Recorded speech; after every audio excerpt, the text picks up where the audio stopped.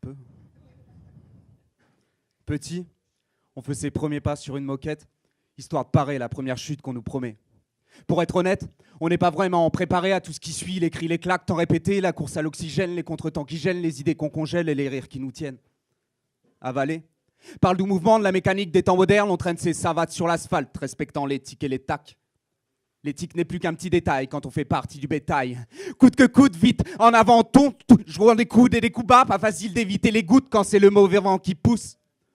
On étouffe tous, on zigzague à touche, on divague un peu plus, on roule avec la vague, mais ça n'amasse pas mousse.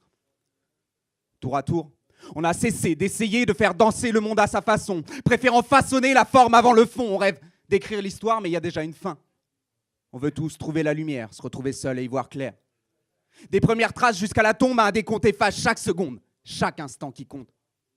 On laisse pleurer nos corps et s'éteindre nos cœurs au rythme sourd de ces décors. On s'écorche à être différent. L'hémorragie est telle qu'on pense cicatriser en rentrant dans les rangs, mais la normalité nous laisse un trou béant. On a dressé un mur entre mort et vivant. On sait bien qu'au fond, c'est la honte d'avoir fracassé tous les ponts. Pourtant, on soutient tous ces fondations branlantes. On sait que l'union fait la force, mais l'inconnu nous fout la frousse. On préfère se sentir supérieur, refaire sans cesse les mêmes erreurs. On fabrique ses rêves à la chaîne. Si le contre-maître en chef se met à faire des siennes, on les revoit tous à la baisse. On fait des projets à l'appel, des titulaires, des remplaçants, des auxiliaires. Mais c'est le joker qu'occupe la scène.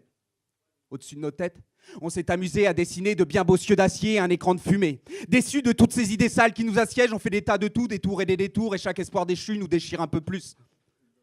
On décide juste d'être le numéro qui suit. On décide juste d'être l'individu docile, le robot sans ego, sans défi, sans défaut. Être humain, c'est juste faire partie de la déco. On voudrait tous émanciper la marionnette, on voudrait tous anticiper la chute d'après, mais elle s'y plaît, la marionnette, elle fait des fiches pour mieux se perdre. On oublie tous qu'on était frères et qu'il faut de tout pour faire un monde. À force de vouloir être idem, on en devient des masses informes. Un corps sans tête, un cœur en cendres et un qu'on s'entête à faire du vent. La marée est grande.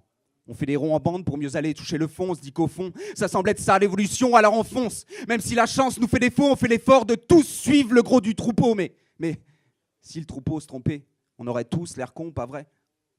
Il suffirait pourtant de nager à contre-courant pour faire tourner les vents, de ramasser les cendres, de retrouver l'essence. Il suffirait, c'est vrai, de joindre à chaque idée un acte, de laisser chaque image intacte. Il suffirait au fond de faire fondre l'asphalte pour retrouver la terre ferme, de plus forger à la hâte, laisser le temps faire. Il suffirait. Mais tous ces mots ne suffisent pas, merci.